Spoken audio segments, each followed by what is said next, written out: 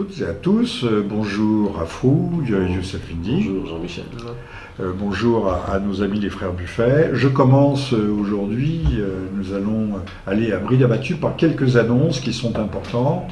Samedi 4, Youssef qui est face à moi. Samedi 4 mars. Samedi 4 mars, mais c'est la fin de la semaine, n'est-ce pas ? Oui.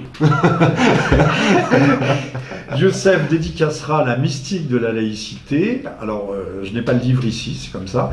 À la librairie Facta, 4 rue de Clichy, dans le 9e arrondissement, de 14h30 à 18h. Donc, rendez-vous avec Youssef si vous voulez le rencontrer. Et je signale tout de suite, nous allons en parler brièvement, que La mystique de la laïcité, à peine sortie, est déjà au sommet. Au sommet. Numéro 1 des ventes. Dans l'histoire de France, l'histoire de la Révolution française. Entre autres, donc sur Amazon. Ouais. Un livre qui est appelé à faire beaucoup de bruit, puisque, sans déflorer le sujet, nous avons déjà enregistré une émission auquel nos spectateurs, téléspectateurs peuvent se reporter, qui explique que dans la religion, l'idolâtrie républicaine, la religion de la laïcité tient une place tout à fait particulière. Alors, idem, votre serviteur, c'est-à-dire moi-même, samedi 4 mars, dédicacera Les fiancés de la mort. Alors, je les montre, ils sont là. Et Fiancés de la mort et les stratèges de la terreur globale, à la librairie française, 5 rue Auguste Bartholdi, dans le 15e, et également de 14h30 à 18h. Donc rendez-vous pour ceux qui auraient envie. Alors, j'en profite pour dire que même si TF1 n'en parle pas, l'affaire du Donbass, c'est-à-dire de l'Ukraine, est revenue. N'oubliez pas que c'est un deuxième front par rapport au front syrien, et que tout cela est en fait une seule et même guerre. J'apporterai, ou nous trouverons sur place, l'Ukraine, l'engrenage, et l'Ukraine, l'escalade, qui traite de cette affaire du Donbass qu'on aurait grand tort d'oublier, puisque c'est aux frontières immédiates de l'Europe. Donc je dédicacerai tout ça samedi 4, 14h30, 18h, à la librairie française, 5 rue Auguste Bartholdi, et Youssef, lui, sera à la librairie Facta, dans le 9e arrondissement. Librairie que tout le monde connaît.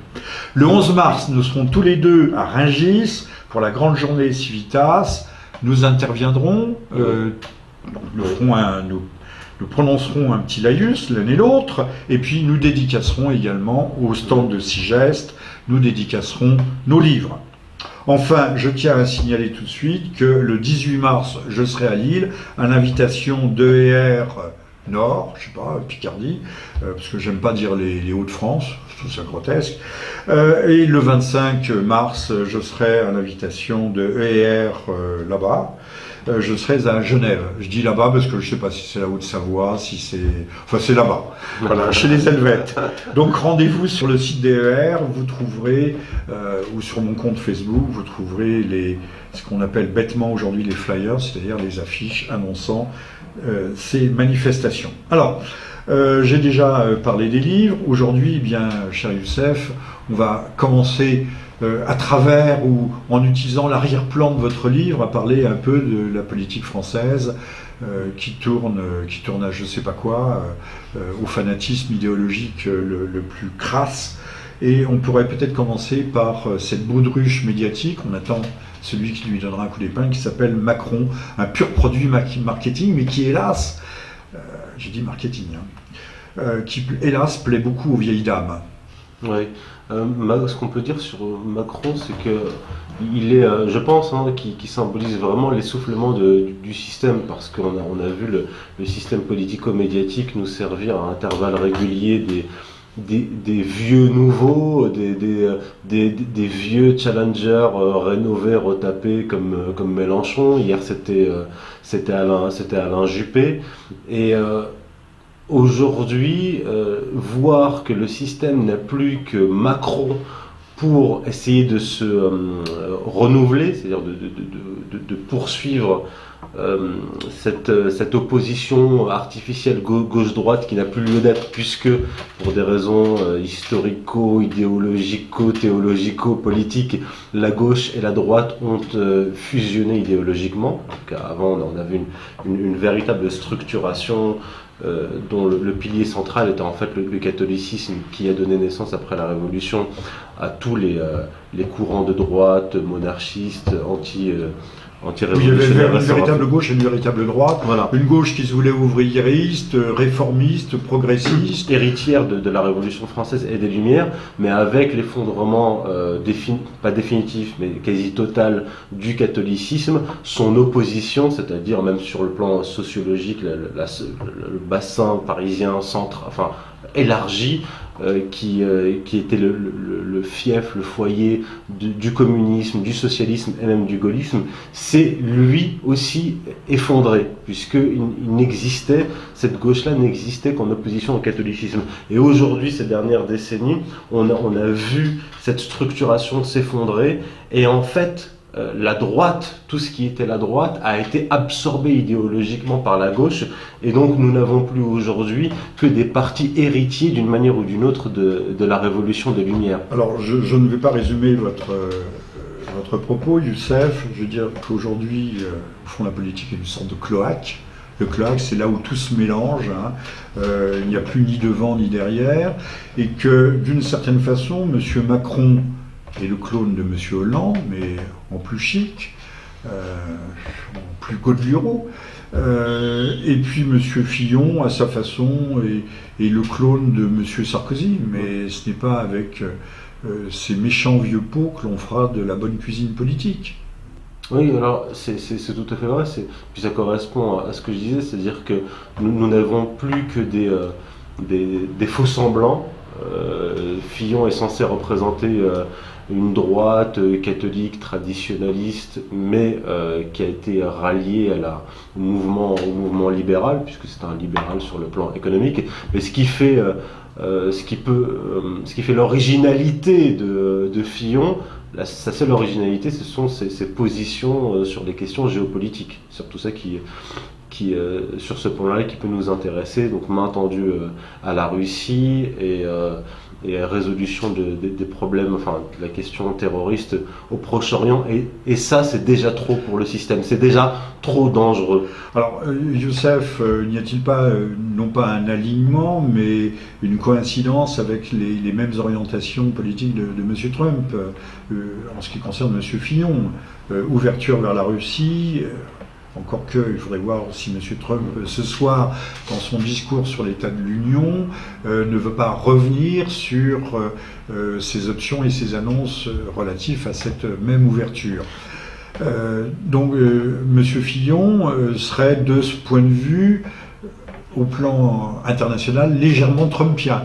Oui, il est Trumpo-compatible, on va dire, sur le plan géopolitique, et je pense que c'est ça qui fait véritablement peur au système. Ce ne sont pas les individus, c'est pas Fillon qui fait peur au système, ni Donald Trump, ce ne sont pas les individus, mais ce sont des mouvements de fond qu'il représente.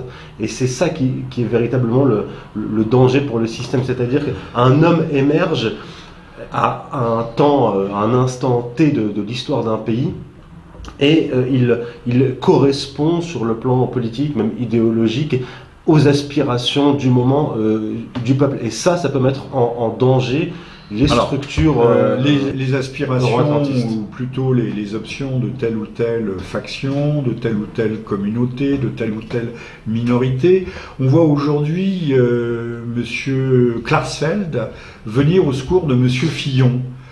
Montre bien qu'à l'intérieur de ceux que l'on pourrait abusivement accuser d'être des soutiens inconditionnels du système global, il y a des fractures, puisque de l'autre côté, on voit M. Cohn-Bendit, le pédophile militant d'autrefois, mais c'était il y a longtemps, en 68. Toute action judiciaire est éteinte depuis ce temps. Donc M. Cohn-Bendit ralliait, lui au contraire, M. Macron, ce qui semble le mariage du Macron et du lapin, ou de la carpe et du lapin, je ne sais pas. Ça donnera d'étranges petits peut-être. Alors, on voit bien que les deux options du système sont quand même Fillon et Macron, même s'il y a une opposition apparente entre deux produits presque identiques, mais qui n'ont pas la même étiquette. Oui, alors il y a toujours eu dans ces mouvements-là des factions internes opposées, mais qui suit une stratégie assez subtile, c'est-à-dire que si l'on ne peut pas empêcher un événement de se produire, si l'on ne peut pas empêcher un homme politique de monter, tentons de le récupérer, de le détourner, de le pervertir. Donc Fillon n'était pas attendu, il n'était pas spécialement soutenu lors des primaires par ces gens-là, les Klarsfeld et compagnie, mais maintenant qu'il est là, il faut l'intégrer au système de fausse opposition. C'est tout à fait extraordinaire parce qu'il faut rappeler que M. Klarsfeld a fait volontairement. Klarsfeld, a fait son service militaire dans un corps assez dur qui est celui des gardes-frontières en Israël. On a des photos d'ailleurs sur la toile, on le voit tenant sa calache. Et non, c'est pas une calache, hein, L'Uzi, non, l'Uzi c'est compact. C'est compact. Et qu'en même temps, il est membre du Conseil d'État. C'est lui qui avait traité en partie un référé contre M. Dieudonné. Donc c'est quelqu'un d'extrêmement actif. Personne ne pose au cours de cette campagne d'ailleurs la question de la double nationalité. Comment peut-on avoir fait son service militaire dans un pays et exercer des fonctions tout à fait publiques dans la très haute administration dans un autre pays? Ça paraît extraordinaire, c'est un grand écart que je ne m'explique pas. Alors, avant de vous rendre la parole, je donnais mon impression. Mon impression, c'est qu'en fait, le système a deux candidats et qu'on fait concourir les deux, c'est la course des petits chevaux, pour savoir qui va, à l'arrivée, être face à Madame Le Pen au second tour, Fillon ou Macron. Et quel est celui qui a les meilleures chances de gagner? La compétition, de toute façon, n'est pas arrêtée. Les sondages ne veulent rien dire, puisque autant l'électorat du Front National est un électorat plutôt stable, autant celui de M. Macron, par exemple, est tout à fait volatile. Pour l'instant, je l'ai dit. Il est virtuel. Il est virtuel. Il est virtuel. Alors, il faut voir entre les deux tours quelles sont les recompositions, les reports, les alliances, les marchandages, puisque tout va se jouer sur les marchandages de postes de députés aux futures élections législatives. Encore que ça risque de se réduire violemment. Alors, il est évident, de mon point de vue, que du point de vue du système, c'est Fillon qui a le plus de chances de gagner face à Marine Le Pen au second tour. Macron face à Marine Le Pen, là, c'est un énorme danger pour le système politico-médiatique. Mais il a les voix de Hamon, il aura les voix aussi de Mélenchon. En théorie. En théorie. En théorie, puisqu'il n'est même pas sûr que l'électorat, l'hypothétique électorat déjà d'Hamon, l'électorat de Mélenchon, il n'est pas certain qu'il vote pour Macron. On ne sait absolument pas ce qu'il vaut, c'est une création artificielle. Alors, un Fillon a beaucoup plus de chances de l'emporter face à Marine Le Pen. Macron-Le Pen, c'est vraiment le danger de l'implosion du système politique, puisque au-delà de tous ces individus, tous ces candidats, si on fait une analyse sur la longue durée de la politique française, on est arrivé à un véritable tournant. Essoufflement des institutions, essoufflement du système politique, essoufflement idéologique, donc essoufflement de la classe politique. Ils ne trouvent plus les hommes, puisqu'ils ont sécrété la médiocratie. Oui. Pas de la médiocratie, la médiocratie. On a propulsé à l'intérieur des partis des gens qui n'ont plus de contact, qui sont hors sol, qui n'ont plus de contact avec la réalité. Donc on arrive à un degré de stérilisation de la classe politique qui est totalement jamais vu. Oui, et donc mécaniquement, ce qui va se produire, c'est une crise de régime, je l'ai déjà dit, et peut-être même un effondrement des institutions, un effondrement du régime, puisqu'il n'y a plus rien qui sous-tend ce régime. C'est ce que j'explique dans mon ouvrage, c'est-à-dire que un régime politique ne tient qu'avec une religion et une idéologie qui le sous-tend. Or, aujourd'hui, qu'est-ce qui soutient la République, la Ve République? Rien. Les gens n'y croient plus. Et c'est ce qui avait provoqué d'ailleurs l'effondrement de l'Union soviétique. C'est l'absence de la croyance d'une véritable croyance, d'une véritable foi transcendante, et non pas cette foi bâtarde qui serait la religion de la laïcité que vous décrivez si bien. Qui est en train de mourir. C'est là aussi qui est en train de mourir. Elle sait elle-même l'État qui est soi-disant neutre finance la construction de mosquées, ce qui est en fait intervenir, alors qu'au même moment on laisse détruire, ou on détruit volontairement un certain nombre d'églises dans ce pays. Donc on a vraiment l'impression d'une incohérence, c'est pas on a l'impression, c'est une incohérence majeure de la part de ceux qui veulent soutenir la laïcité, mais qui sont pris dans des nœuds de contradictions inextricables. On ouvre les frontières et en même temps on voudrait, c'est ce qui est préconisé, on voudrait que ne plus exporter nos emplois par exemple en Roumanie, mais on ouvre nos frontières aux Roms. Plus rien n'a de sens, plus rien ne fait sens. C'est justement la décomposition de la religion de la République qui provoque ce détraquage du système. Le système Détraquage, oui. Le système est fou.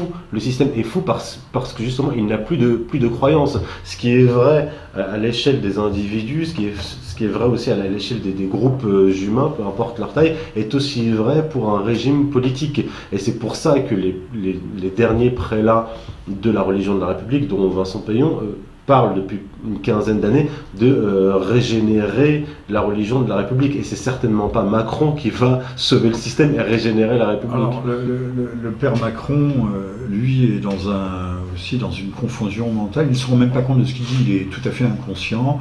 Il se croit, il marche sur l'eau, monsieur Macron. Et puisqu'il nous dit qu'au fond, la France n'existe pas, que c'est une idée, comme la famille est une construction, le genre est une construction, on n'a pas de genre défini, hein, tout ça est culturel, et qu'il n'y a pas de culture. M. Macron nous dit non, mais il n'y a pas de culture française, c'est des juxtapositions, des couches géologiques successives, mais il n'y a pas eu de construction d'un terreau culturel. Donc on ne sait pas très bien pourquoi il est là, ce qu'il fait là, et pourquoi il s'adresse aux Français en disant je vous aime, comme De Gaulle. Et c'est quand même, il est très très représentatif. Oui. Mais c'est là où on l'attend un peu au tournant. Est-ce que la baudruche Macron va finalement se dégonfler quand les gens verront que le roi est nu? En fait, il est représentatif de la vacuité de la séquence historique. C'est vraiment ça. Il est absolument creux, tout comme la République, le système politique actuel est creux puisqu'il n'a plus, comme je le disais, d'idéologie. Si on remonte un peu en arrière à l'époque Sarkozy avait de gros défauts qui l'ont fait gagner en fait. C'est sa vulgarité, son comportement tout à fait conforme à l'idéologie libérale libertaire qui l'a fait gagner en quelque sorte. Ce sont ces défauts qui l'ont fait gagner. Or, Macron, ce qui est frappant, c'est sa vacuité. Est-ce que la vacuité peut faire gagner une élection présidentielle? C'est vraiment une question, c'est tout à fait inédit. Le système est à bout de souffle, Youssef, mais en tout cas, il lui reste des ressources. Il est très méchant, le système.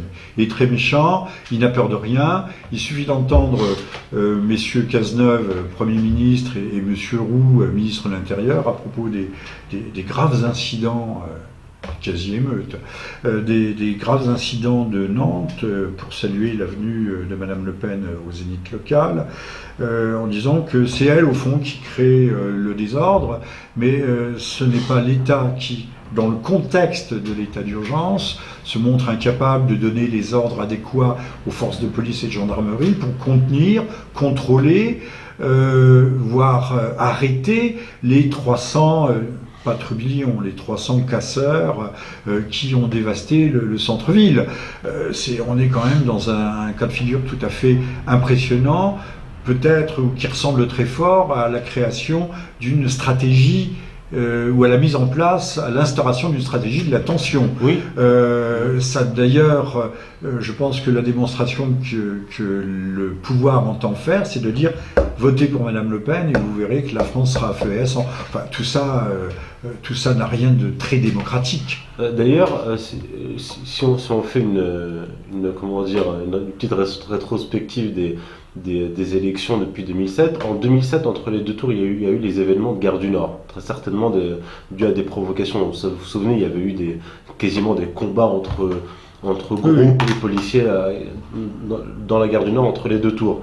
Entre les deux tours des élections présidentielles de 2012, il y a eu l'affaire Mera. Et là, il y a eu donc déjà l'affaire Théo qui a été montée en épingle et les émeutes.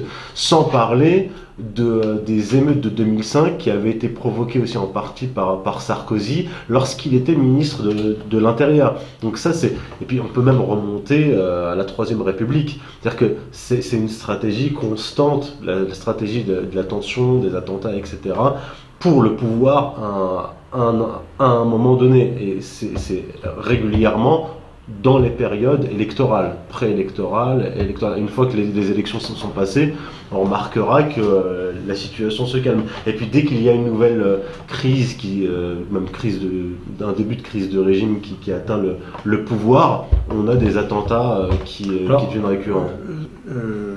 Vous parlez d'or, cher Youssef. On voit qu'à Nantes, au bout de 48 heures, on comptait seulement 8 interpellations qui se sont traduites au final par seulement 4 misérables gardes à vue.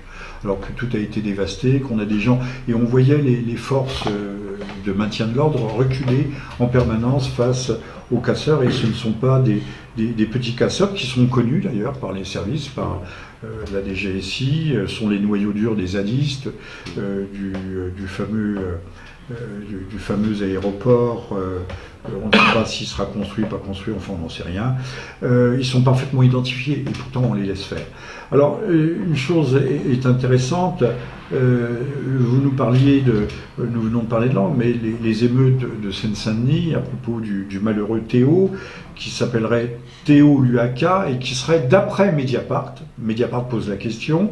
Ça n'a pas été repris par la grande presse. Est-il le fils du ministre des Infrastructures congolais, Thomas Luaka? En tout cas, une chose est certaine, c'est que la famille Luaka et leurs amis, ces 8 personnes environ, ont touché il y a 2-3 ans 665 000, 75 000, c'est-à-dire presque 700 000 euros de subventions pour rémunérer des éducateurs de rue qui n'ont jamais existé. Donc là, on a affaire à une escroquerie manifeste. Alors c'est pas à moi de me prononcer, ce serait à la justice. Je ne sais pas qui est Théo, si c'est une victime ou un madré. Toujours est-il que personne ne nous a dit qu'il était le fils d'un haut dignitaire congolais et qu'il était très largement subventionné. Alors Mediapart, qui a mauvais esprit, pense que cet argent aurait pu servir à rétribuer des dignitaires africains, donc commission, rétro-commission, enfin sans aller jusque-là, toujours est-il qu'il y a des aigres-fins qui se sont embourbés, beaucoup d'argent du contribuable, et que là, comme par hasard, ça ne crée pas un super scandale comme le népotisme, on va appeler ça comme ça, le népotisme de M. Fillon, qui n'était pas illégal, mais qui était en tout état de cause indécent.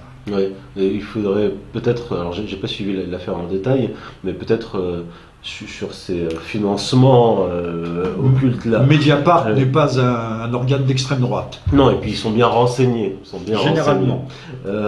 Mais oui, peut-être qu'il y a des connexions avec le Parti Socialiste, et le fait que François Hollande se soit rendu à son chevet, puis que cette affaire ait été montée en épingle, n'est certainement pas le fruit du hasard. Je pense qu'il faudrait que des journalistes d'investigation se penchent sur cette affaire, sur l'instrumentalisation aussi du Parti Socialiste. À Marseille, il y avait un petit jeune homme, marin je crois, qui était intervenu dans une affaire, une embrouille de rue, un couple qui s'embrassait, il a été violemment frappé, il a failli mourir, il est resté dans le coma, aujourd'hui il a des séquelles neurologiques et physiques lourdes. Monsieur Hollande, ni le ministre de l'Intérieur, ni le Premier ministre, encore moins le Premier ministre, ne se sont dérangés pour aller à son chevet.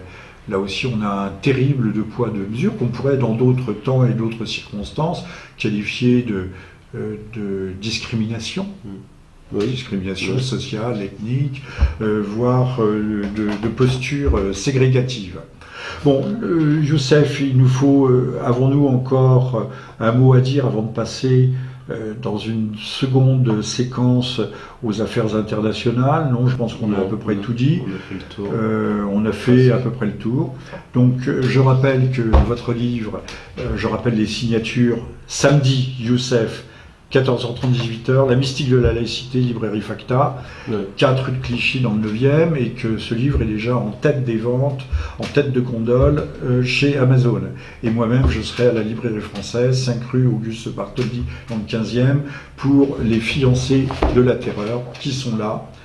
Et également les 2 livres sur l'Ukraine, puisque l'Ukraine, on n'en parle pas, mais c'est l'un des grands foyers de troubles et un des grands foyers de guerre qui se trouve à l'est de nos frontières. Merci à toutes, merci à vous. Merci. Merci Youssef. À bientôt. À bientôt.